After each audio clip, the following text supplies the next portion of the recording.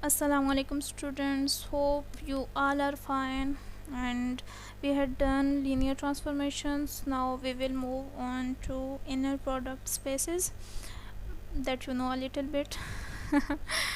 और हो सकता है मैं कह रही हूँ आपको ना याद हो, हम क्लास में कर चुके हैं इनर प्रोडक्ट।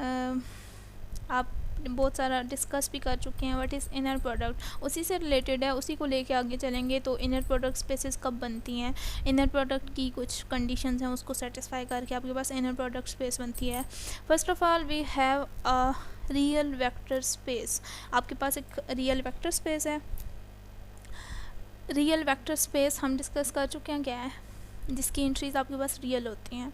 और वेक्टर स्पेस आपके पास वी है, उसमें आप कोई भी दो वेक्टर्स लें, उनके दरमियान इनर प्रोडक्ट फाइंड कर सकते हैं। क्या होता है, आप इसमें कॉरस्पॉन्डिंग एंट्रीज़ का मल्टीप्लिकेशन होता है और दरमियान में प्लस का साइन होता है, और sum of multiplication of corresponding entries होता है। उसकी नोटेशन ये है आपके पास u कॉमा वी, और ये इसकी नोटेशन है। इसका मतलब है inner product of u and v। हो सकता है मे बी आपने पहले ये नोटेशन ना देखी हो। और आपके पास कोई भी दो वेक्टर्स हैं, उनके दरमियान इनर प्रोडक्ट इसको रिप्रेजेंट करते हो। और इनर प्रोडक्ट से हमेशा आपके पास कोई स्केलर आता है, कोई कांस्टेंट आता है, और क्रॉस प्रोडक्ट से आपके पास हमेशा वेक्टर आता है। तो यहाँ पे हम इनर प्रोडक्ट कर रहे हैं, आपके पास कोई रियल नंबर आता है हमेशा किसी भी दो वेक्टर्स के दरमियान जब आप इनर प्रोडक्ट फाइंड करते हैं। तो आप vector space with this inner product, आपके पास जब ये तीन प्रॉपर्टीज सेटिस्फाई करेगा वो वेक्टर स्पेस, तो हम कह सकते हैं कि वो वेक्टर स्पेस आपके पास इनर प्रोडक्ट स्पेस है। तो सबसे पहले तो ये तीन कंडीशंस हैं, इनको देख लेते हैं। फर्स्ट कंडीशन है आपके पास लीनियर प्रॉपर्टी। लीनियर प्रॉपर्टी में आपके पास क्या है, अच्छा इनर प्रोडक्ट है तो आपके पास हमेशा बिटवीन टू वेक्टर्स होता है। पहले हम फाइंड करते हैं, ये दो वेक्टर्स, दो पोजीशन होंगी हमेशा इनर प्रोडक्ट की नोटेशन में। तो आगे ये मैटर करता है बीच में कितने वेक्टर्स हैं, फर्स्ट पोजीशन में कितने वेक्टर्स हैं, अब सेकंड पोजीशन में कितने वेक्टर्स हैं। तो बाय यूजिंग लीनियर प्रॉपर्टी हम इसको स्प्लिट आउट कर सकते हैं। यहाँ पे देखें AU1 प्लस BU2 है फर्स्ट पोजीशन पे, और सेकंड पोजीशन पे जस्ट वी है। तो लीनियर प्रॉपर्टी ये कहती है कि हम यहाँ से स्केलर को बाहर ले सकते हैं। इसको हम क्या करते हैं, फर्स्ट पोजीशन में जो फर्स्ट एंट्री है इसको सेकंड पोजीशन की एंट्री के साथ लिखें, AU1V लिख सकते हैं। और ज़रूरी नहीं है दोनों के साथ स्केलर हो, किसी एक पोजीशन में भी जो भी स्केलर हो उसको हम कॉमन नहीं कह सकते, इसको बाहर लिख सकते हैं। तो इससे कोई फ़र्क नहीं पड़ता। और फिर आप फर्स्ट पोजीशन में जो फर्स्ट एंट्री है उसको सेकंड पोजीशन के साथ लिख लिया, ये जो वेक्टर है इसके साथ। फिर आपने क्या करना है, सेकंड जो एंट्री है फर्स्ट पोजीशन पे इसको इस सेकंड एंट्री के साथ लिखना है, BU2B। तो B को आप बाहर ले सकते हैं, इसको कॉमन लेना नहीं कहते, हम इसको बाहर लिख सकते हैं। It is a multiplication of with U2V का इनर प्रोडक्ट जो आपके पास रिज़ल्ट आएगा उसके साथ ये मल्टीप्लिकेशन होगी। और नेक्स्ट आपके पास प्रॉपर्टी है सिमेट्रिक प्रॉपर्टी, इसको हम कह सकते हैं ये आपने की भी होगी। सिमेट्रिक प्रॉपर्टी क्या होती है, आप जब भी दो वेक्टर्स का इनर प्रोडक्ट लेते हैं, चाहे u को v के साथ मल्टीप्लाई करते हैं या v को u के साथ मल्टीप्लाई करते हैं, हमेशा वो सेम आता है। तो इसको हम कहते हैं सिमेट्रिक प्रॉपर्टी। और नेक्स्ट एंड थर्ड प्रॉपर्टी आपके पास है पॉजिटिव डेफिनेट प्रॉपर्टी।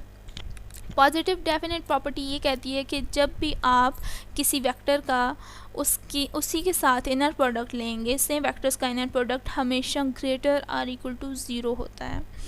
और इसके साथ ही इसका पार्ट है कि अगर आपके पास किसी भी वेक्टर का उसके साथ इनर प्रोडक्ट 0 है, ग्रेटर आर इक्वल टू 0 है ना, अगर 0 है तो इसका मतलब क्या है, वो जो वेक्टर है इट्स सेल्फ 0 है। ये वेक्टर कुछ भी हो सकता है डिपेंडिंग ऑन कि आपके पास वेक्टर स्पेस कैसी है। R³ है तो आपके पास U क्या होगा, 3 टुपल्स वाला कोई वेक्टर होगा, तो वो वेक्टर इट्स सेल्फ 0 होगा, that's why it's inner product will be 0। और ये आपके पास वेक्टर स्पेस होगी, उसमें अगर ये तीनों प्रॉपर्टी सेटिस्फाई हो गई तो हम कह सकते हैं कि ये वेक्टर स्पेस आपके पास इनर प्रोडक्ट स्पेस है। तो यहाँ पे नीचे मैंने एग्जांपल्स इन्होंने दी हुई हैं। सॉल्व किए हैं। ये आपके पास लेट वी भी real inner product space. Real inner product space का ये मतलब कि आपके पास जो वेक्टर स्पेस की जो वेक्टर्स हैं उनकी एंट्रीज हमेशा रियल होंगी। देन बाय लिनियरिटी, यहाँ पे लीनियर प्रॉपर्टी यूज़ करते हुए इन्होंने इसको स्प्लिट किया हुआ है। हम करके देखते हैं कि कैसे हुआ है। ऊपर जो हमने तीन प्रॉपर्टीज़ अभी डिस्कस की हैं वही यूज़ हुई हैं। आपके पास ये inner product of these vectors हैं। अब आपने इसको लीनियर प्रॉपर्टी से इसको स्प्लिट करना है, सेपरेट करना है। सबसे पहले आपने क्या करना है, फर्स्ट पोजीशन में ये जो फर्स्ट पोजीशन है 3u1 माइनस 4u2, इसका फर्स्ट एंट्री लें। इसकी फर्स्ट एंट्री को बाकी अगली सेकंड पोजीशन की सारी एंट्रीज के साथ लिखें, जो हम अभी ऊपर डिस्कस कर चुके हैं। लीनियर प्रॉपर्टी क्या कहती है कि फर्स्ट एंट्री को लेके अगली सेकंड पोजीशन के साथ लिखें। 3u1 को हमने सेकंड पोजीशन के साथ लिखा 2v1 minus 5v2 plus 6v3। तो हमने लीनियर प्रॉपर्टी में देखा कि ये जो साथ इसका स्केलर होता है इसको हम कॉमन ले सकते हैं। कॉमन लेना नहीं कहते, इसको हम बाहर लिख सकते हैं 3u1 2v1।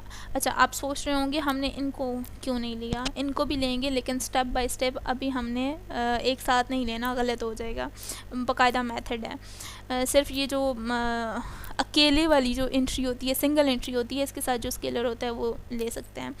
अच्छा, फिर मैंने फर्स्ट पोजीशन में जो सेकंड एंट्री है उसको अगली सेकंड पोजीशन के साथ लिखा, और स्केलर मैं बाहर कॉमन ले सकती हूँ क्योंकि ये सिंगल एंट्री है। -4 मैंने कॉमन ले लिया, बाहर ले लिया, और u2 फर्स्ट पोजीशन में वही रहेगा और सेकंड पोजीशन में ये सारी एंट्रीज लिख लें। अभी भी हमने दो वेक्टर्स का इनर प्रोडक्ट मेनली जो हमारा पर्पस है, हमने दो वेक्टर्स इस तरह की शेप बनानी है। तो अभी भी ये देखें आपके पास सम ऑफ वेक्टर्स हैं, scalar multiplication and vector addition हो रही है, तो हमारे पास ये सिंगल फॉर्म में आना चाहिए, दो पेयर की फॉर्म में आना चाहिए। तो अब हम क्या करेंगे, ये 3 वैसे ही बाहर रखें। अब अगेन इन पे हम लीनियर प्रॉपर्टी अप्लाई करेंगे। u1 को 2v1 के साथ लिखेंगे, और अगेन v1 के साथ जो स्केलर है उसको बाहर ले सकते हैं हम। ज़रूरी नहीं है इसी पोजीशन पे हो, इस पोजीशन पे भी स्केलर हो सिंगल वेक्टर के साथ, तो हम उसको बाहर ले सकते हैं। 2 को बाहर कॉमन ले लिया, u1 और v1 आ गया अंदर। फिर u1 को इसके साथ मैंने लिखा, पेयर बनाया, इसका जो स्केलर है -5 उसको बाहर ले लिया, तो u1 और v2 रह गए अंदर। और देन आपके पास 6v3 है, u1 और 6v3 का पेयर बनाए, u1 और v3 आ जाएगा अंदर, और 6 को बाहर लिख लें। ये 3 बाहर मल्टीप्लाई हो रहा है, या आखिर में ये बाहर वाले स्केलर्स के साथ मल्टीप्लाई कर देंगे। फिर -4 इंटू दिस वन है, तो -4 बाहर इसी तरह लिख लिया, और u2 को v1 के साथ लिखा, इसका स्केलर भी बाहर लिख लिया। सिमिलरली u2 को v2 के साथ लिखा, इसका स्केलर भी -5 बाहर लिख लिया, और u2 को v3 के साथ लिखा, इसका स्केलर भी 6 बाहर ले लिया। तो अब ये हमने मज़ीद सेकंड स्टेप से इसको सेपरेट कर दिया है। और अब फाइनल स्टेप आपके पास क्या है, ये जो स्केलर हैं इनको अंदर स्केलर्स के साथ ही, कोफिशिएंट्स के साथ ही मल्टीप्लाई करना है। 3 इंटू 2 इज़ 6 एंड -15 एंड +18। ये आपके पास -4 इंटू 2 इज़ -8। अंदर ये बिल्कुल इनको नहीं छेड़ना है, इसको आप इस वक्त ये समझ लें, क्योंकि अभी तक आपके पास इनर प्रोडक्ट डिफाइन नहीं है ना, आपके पास वेक्टर्स गिवन है। ये आपका भी फ़िलहाल काम नहीं है। हमने यहाँ पे फ़िलहाल स्प्लिट करना सीखना है कि कैसे हम लीनियर प्रॉपर्टी को यूज़ करते हुए इसको सेपरेट करते हैं, पेयर के फॉर्म में बनाते हैं। तो इसको फ़िलहाल आप एज ए वेरिएबल लिखें, इसको नहीं छेड़ना। -4 इंटू 2 इज़ -8 इंटू u2v1, और -4 इंटू -5 इज़ 20 +20 इंटू u2v2, ये आपके पास आ गया। सिमिलरली 6 के साथ -4 को मल्टीप्लाई करके ये आपके पास आ गया। और अब आप देखें ये फ़ाइनल है, आगे कुछ भी ऐड कोफिशिएंट्स ऐड नहीं कर सकते हैं, इसको आप एज ए वेरिएबल ले रहे हैं। u1 v1 आप देखें कहीं और नहीं है, u1 v1 नहीं है, या v1 u1 नहीं है, क्योंकि सिमेट्रिक प्रॉपर्टी से हम उनको ऐड कर सकते हैं, वो दोनों सेम ही होते हैं। यहाँ पे u1 v2 है, कहीं और v2 u1 भी नहीं है, या u1 v2 भी नहीं है, तो कहीं भी नहीं है, और सारे डिफरेंट ही हैं, कोई भी सिमिलर नहीं है। तो यहाँ पे हमारा बाय यूजिंग लीनियर प्रॉपर्टी हमने इसको सेपरेट कर लिया है। तो सेकंड आपके पास बिल्कुल सेम उसी तरह करना है। आपके पास इसको by using linear property, symmetric property use करते हुए हम इसको करेंगे। वही जैसे हमने पहले किया है, आप क्या करेंगे, फर्स्ट जो वेक्टर है आपके पास, इसको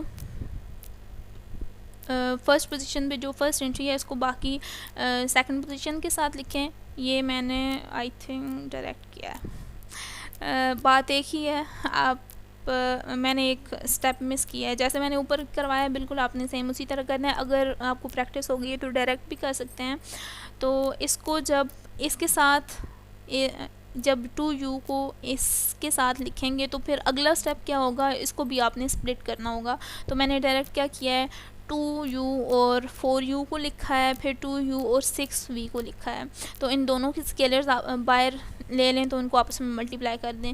2u u इधर ही है और ये वाला u और उसका स्केलर बाहर 4 है। सिमिलरली 2u को लेके इसके साथ लिखा तो 2 और 6 स्केलर बाहर आ गए और uv अंदर ही रह गया।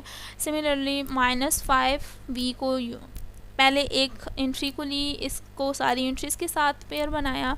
सिमिलरली अब सेकंड एंट्री लें, इसको अगली सारी एंट्रीज़ के साथ पेयर बनाना है। सिंपल ये आपने काम करना है।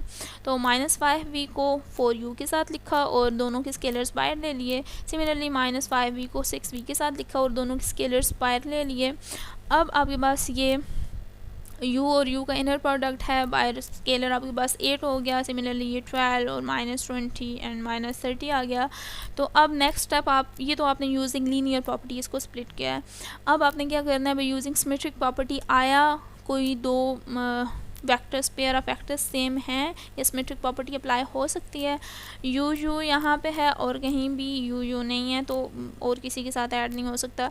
यू वी है और वी यू है। बाय यूजिंग सिमेट्रिक प्रॉपर्टी ये दोनों सिमिलर हैं, आप इसको सिमिलर हैं, आप इसको लिख सकते हैं, ये वी यू है, आप इसको यू वी भी लिख सकते हैं या इसको वी यू लिख लें, ये दोनों सेम है by using symmetric property, second property जो हमारे पास थी। तो मकसद क्या है, आपने इनके कोफिशिएंट्स को ऐड करना है। अगर ये सेम होंगे तो इनको कोफिशिएंट्स को हम ऐड कर सकते हैं। -20 + 12 इज़ -8, यू भी अंदर वैसे ही रहेगा और -30 वी और कहीं नहीं है। तो ये आपके पास फाइनल है। तो सिमिलरली आपके पास यही मेथड यूज़ करते हुए यूजिंग लीनियर प्रॉपर्टी, ये जस्ट आपको मेथड सिखाया गया है कि कैसे हमने लीनियर प्रॉपर्टी अप्लाई करनी है, कैसे हमने सिमेट्रिक या पॉजिटिव डेफिनेट प्रॉपर्टी अप्लाई करनी है। तो क्वेश्चन इससे डिटेल वर्क हम बाद में करेंगे इंशाल्लाह। इसी से रिलेटेड क्वेश्चन एक्सरसाइज का क्वेश्चन नंबर 7.1 एंड 7.2 है, वो आपने करना है इंशाल्लाह। बहुत इजी है। फर्स्ट टाइम में जब आप सुनते हो तो आपको समझ नहीं आती, जब आप इसको 2 या 3 से 4 बार भी अगर सुनना पड़े तो कोई इतना लंबा काम नहीं होता है। एक लेक्चर 1 घंटे का यूनिवर्सिटी में भी तो सुनते ही थे। तो होप सो आपको प्रैक्टिस करने से आ जाएगा। तो ये अगला नेक्स्ट टॉपिक हमारा जाना पहचाना है, मैं करवा चुकी हूँ क्लास में। हमारा फर्स्ट आई थिंक ये इसी बेस पे था, नॉर्म ऑफ अ वेक्टर। आपके पास कोई वेक्टर है तो उसका नाम कैसे फाइंड करते हैं, लेंथ कैसे फाइंड करते हैं। तो नॉर्म की ये नोटेशन है, वर्टिकल डबल वर्टिकल लाइंस में आप किसी वेक्टर को रिप्रेजेंट करते हो, it is actually a length of vector.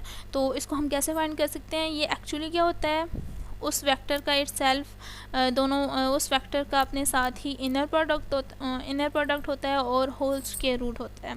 तो बाय यूजिंग अदर नोटेशन हम इसको, ये आप अक्सर देखेंगे बुक में कि ये स्क्वायर रूट को हटाने के लिए स्क्वायर बोथ साइड अप्लाई किया हुआ है। तो नॉर्म ऑफ यू का स्क्वायर लें तो आपके पास वो एक्चुअली इनर प्रोडक्ट होता है। और फिर आपके पास ये भी आपको पता है, अगर किसी वेक्टर का नॉर्म 1 हो, लेंथ उसकी 1 हो, तो उसको हम क्या कहते हैं, यूनिट वेक्टर कहते हैं। और it is called unit vector. And then अच्छा, अब यूनिट वेक्टर, कोई वेक्टर यूनिट वेक्टर नहीं है, मतलब उसकी लेंथ जब आप फाइंड करते हो तो अच्छा, ये मैं बार बार लेंथ कह रही हूँ, मैंने आपको करवाई हुई है कैसे लेंथ फाइंड करते हैं। एक्चुअली क्या होता है, ये आपस में एंट्रीज़ का कॉरस्पॉन्डिंग एंट्रीज़ का आपस में मल्टीप्लिकेशन, दरमियान में सम होता है और जो आपके पास आंसर होता है उसका स्क्वायर रूट लेते हैं। बुक में बिल्कुल इसी के साथ एग्ज़ाम्पल होगी, एग्ज़ाम्पल 7.2 या जो भी है, आप सबके पास बुक है, उससे देख लीजिएगा अगर आपको नहीं याद। हालांकि मैं ये क्लास में करवा चुकी हूँ और होमवर्क भी आपको दे चुकी हूँ। और नॉर्मलाइजिंग इसको कहते हैं। यूनिट वेक्टर, किसी वेक्टर का कैसे फाइंड करते हैं, अगर वो यूनिट वेक्टर नहीं है, अगर उसका नाम 1 नहीं आता तो उसका नाम फाइंड करें, जो भी है कोई भी स्केलर है तो उसको वेक्टर के साथ डिवाइड कर लें। जब आप उसका अगेन नॉर्म फाइंड करेंगे, ये जो यूनिट वेक्टर आया है, तो आप देखेंगे कि उसकी लेंथ हमेशा 1 ही होगी। तो इस प्रोसेस को हम कहते हैं, जब हम यूनिट वेक्टर किसी वेक्टर को फाइंड करते हैं तो इसको हम कहते हैं नॉर्मलाइजिंग ऑफ पी। तो आज हमने सीखा इनर प्रोडक्ट स्पेसेस क्या होती हैं। आपके पास कोई वेक्टर स्पेस होती है, उस पर कुछ प्रॉपर्टीज़ अप्लाई करते हैं, अगर वो प्रॉपर्टी सेटिस्फाई करे तो वो इनर प्रोडक्ट स्पेस बन जाती हैं। इंशाल्लाह इससे फर्दर डिटेल में जो एक्चुअल हमारी एग्जांपल्स होंगी वो करेंगे। इसको प्रैक्टिस करिएगा। आपको लीनियर प्रॉपर्टी अप्लाई करनी आनी चाहिए, सिमेट्रिक प्रॉपर्टी और पॉजिटिव डेफिनेट प्रॉपर्टी क्या होती है, and it's an important topic. Practice करिएगा, प्रैक्टिस के बगैर कुछ भी नहीं हो सकता। अल्लाह हाफिज़।